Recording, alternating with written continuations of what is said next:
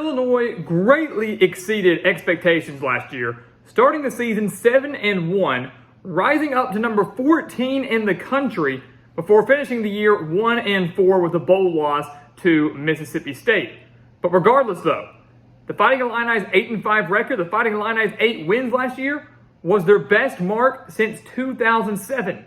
Brett Bielema is doing a phenomenal job with this program, and I expect the good times to continue to roll in Champaign heading into 2023.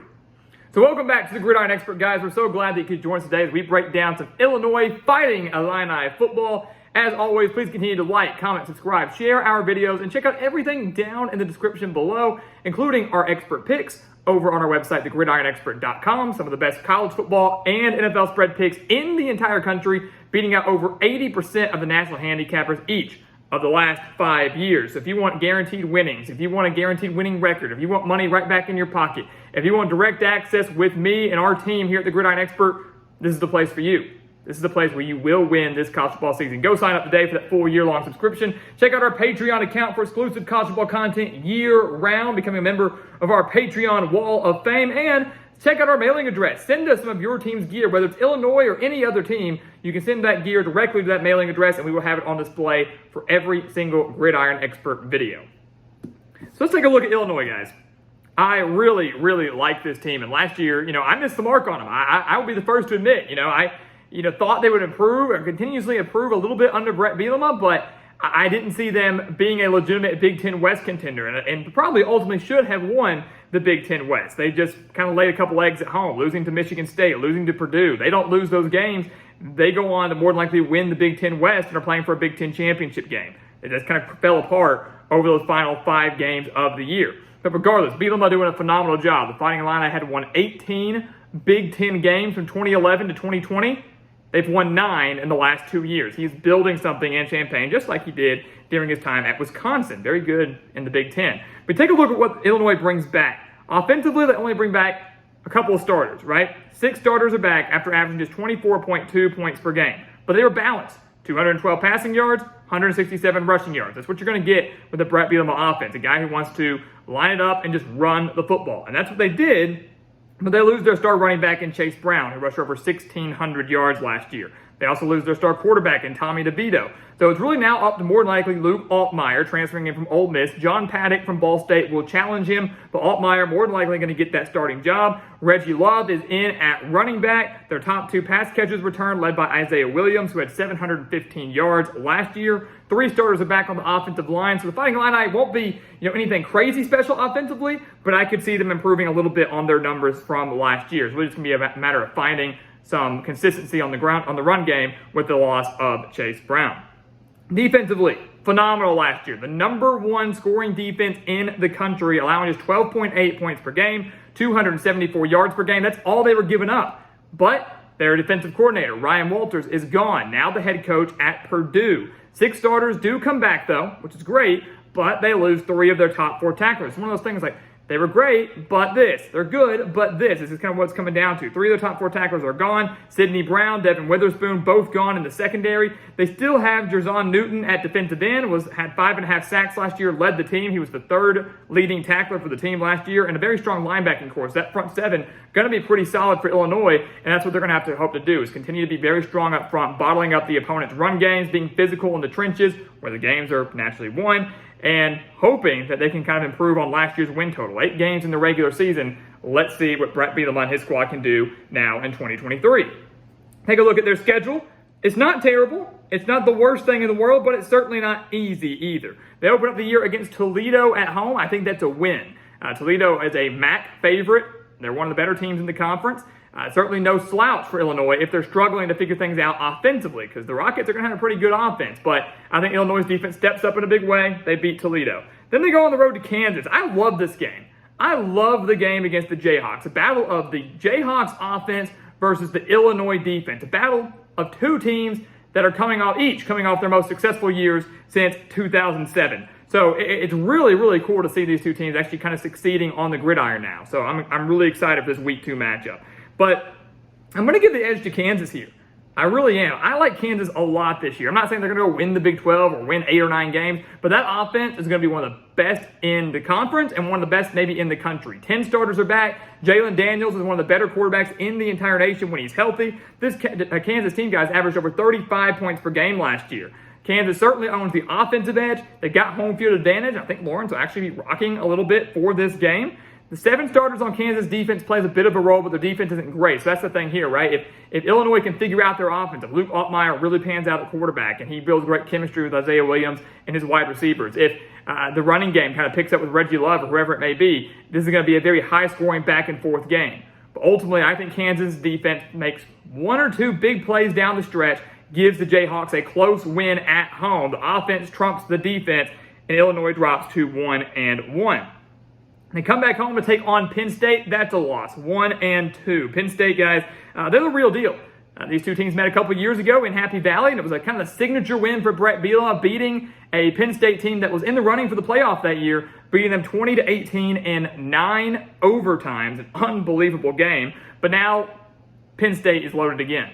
16 starters are back. Drew Aller's the real deal at quarterback. They return arguably the best, one of the best running back duos in the conference, or in the country, I should say. You know, Blake Corum and Donovan Edwards of Michigan are going to be really good, but Nick Singleton and Katron Allen are going to be very, very good as well for Penn State. I think they're going to give this Illinois defense everything they can handle up front. If they bottle up that run game, that's fine. I think Drew Aller shows up and shows out. And Penn State has just as good, if not a better defense than Illinois this year. So while the Fighting Illini get this game at home, they're going to be anxious to pull off a massive upset in week 3, pull off a massive upset over Penn State like they did 2 years ago. I just think the Nittany Lions are a little bit too good. I still actually think they own that offensive edge. The defense is on par with it, and James Franklin's squad can overcome the road slate. They can overcome Champaign. So they get the win there. Penn State does. Illinois 1-2, which is not the start that Fighting Illini fans want, but that first bit of the schedule is tough. It lightens up significantly after that. If you look at it, it really does. They'll beat Florida Atlantic, so they get back to 500, and then they go on the road, and I think they beat Purdue.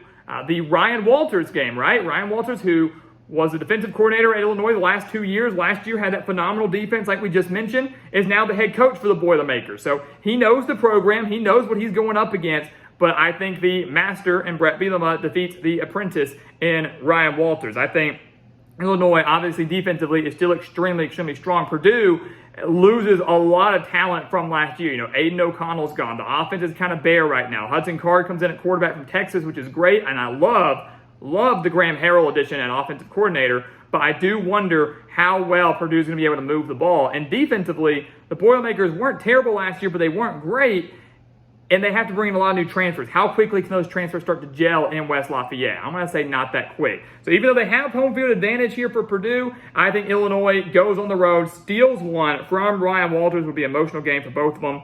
And also a revenge game for Illinois as well. They lost to Purdue at home 31-24 last year. That was a crucial game that they lost in Champaign. That kind of hurt their Big Ten West title chances. They get revenge over the Boilermakers, although a lot of the starters for Purdue that were there last year aren't going to be around this year. But they get the win over the Boilermakers. They're 3-2, and then they beat Nebraska at home to make it 4-2. They beat the Cornhuskers by 17 on the road last year, 26-9. I think this is where the Illinois defense really flexes their muscles. Nebraska is going to be drastically improved, no doubt about it. Matt Rhule is going to do a phenomenal job with this team. But the offense still has a couple question marks. How well does Jeff Sims pan out? In theory, he's a quarterback upgrade. How well can he fare on the road now? And additionally, Nebraska's running defense, no good, allowing like 190 rushing yards per game last year. If Illinois plays Brett Bielema ball, and that is line up and just run it down your throat, I think that's exactly what Illinois is going to do, and they're going to do it successfully. It's run. I think Nebraska struggles to stop it. Home field advantage, a very, very big key here as well. The Fighting Illini get their second straight win over Nebraska, and now they've won 3 straight games. How about that? Then they go on to Maryland, and I'm going to make it 4 straight games that they've won. Why? Why on the road at Maryland? I will tell you this will be a true test for Illinois secondary, right? You lose your top 2 guys in secondary last year in Sidney Brown, Devin Witherspoon. Now you're going on the road to face Talia Tagovailoa and this electric Maryland passing attack. That is a tough test in and of itself. But we say it over and over and over again. Games are won where? Where are they won? At the line of scrimmage. And who owns the significant edge at the line of scrimmage? Illinois. Illinois owns the offensive line edge. They own the defensive line edge. They're going to open up holes for their run game. They're going to give Luke Altmaier tons of protection. And that defensive line, I think, gets after Talia Tagovailoa. Can't have a great game through the air if you're constantly under pressure. I think Illinois' defense, again, shows up and shows out. By this point in the year, the secondary should have fixed up some things, and I believe that they will. So they go on the road and I think steal one from the Terrapins. Might come with a shock, but I think this is where that battle in the trenches comes through big, and it's crucial here. It's 100% crucial, and Illinois gets the win there. They go on, come back home and take on Wisconsin. So they've strung together 4 straight wins. They're 5-2. They're nationally ranked, and you got to keep in mind only one of those losses in conference play. So Illinois is still back in the hunt for a Big Ten West title. But they still have yet to play Wisconsin, Minnesota, or Iowa, the other 3 legitimate contenders in the Big Ten West this year. They go back home and take on Wisconsin. They do drop the game to Brett Bielema's former team. The Badgers guys are no joke this year. They're going to be really, really good. I know Illinois torched the Badgers last year, beat them 34-10. They held Wisconsin to 2 rushing yards. A Wisconsin team that really never strayed from the Bielema ball, right? They lined up, big offensive line, wanted to run the ball with Brandon Allen. Illinois held them to 2 rushing yards on the day. They were +3 in the turnover margin. They had 5 sacks against the Badgers. It was an unbelievable win, and now they get to host the game in Champaign. It's close, but I have more faith in Luke Fickell's squad right now than I do Illinois, because this is not the same Wisconsin team from last year. Yes, Braylon Allen returns. That's great, but the offensive line's loaded again.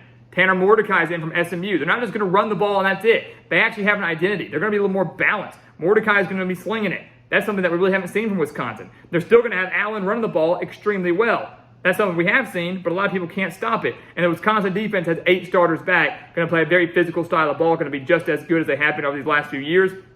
I think Wisconsin has enough to come on the road and steal one over Illinois.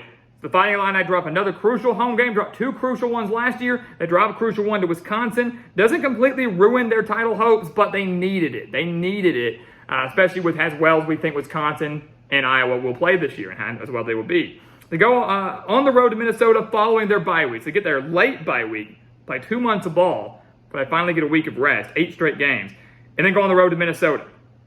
I think they dropped the game to the Golden Gophers.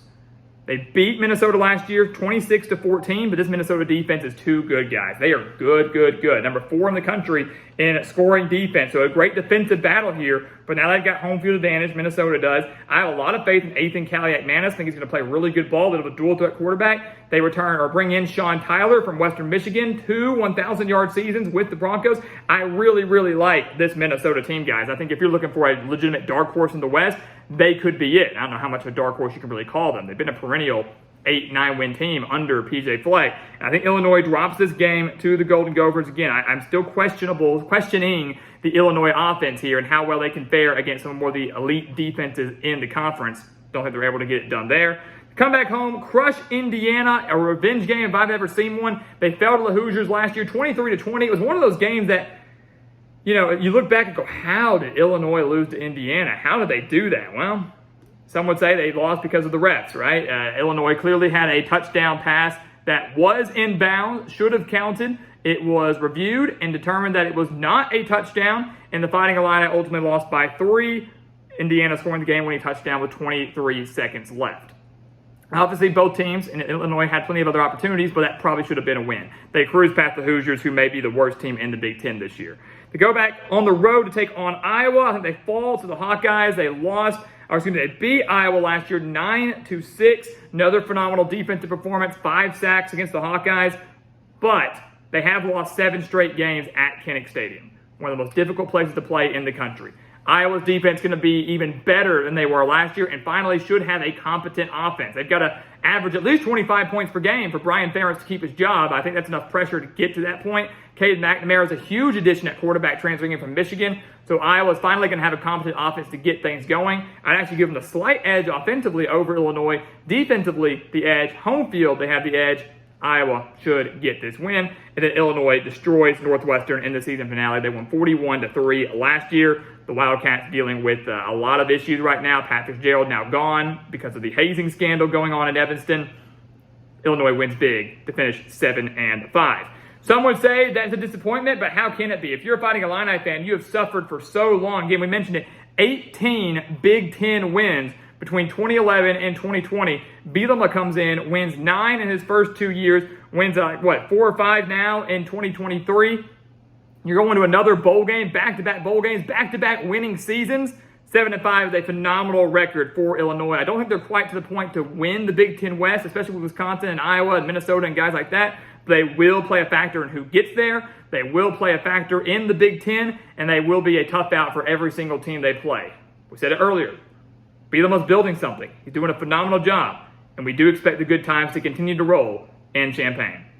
So guys, as always, thank you so much for watching us here at the Gridiron Expert on YouTube. Make sure to continue to like, comment, subscribe, share our videos, and of course, check out everything down in the description below, our expert picks over on our website, thegridironexpert.com, our Patreon account for exclusive college football content year-round, and of course, our mailing address to send us some of your team's gear to be represented in every single GE video, so we expand our GE Nation from coast to coast. And once again, guys, as always, thank you so much for watching, and we'll see you next time right here on the Gridiron Expert. Yeah.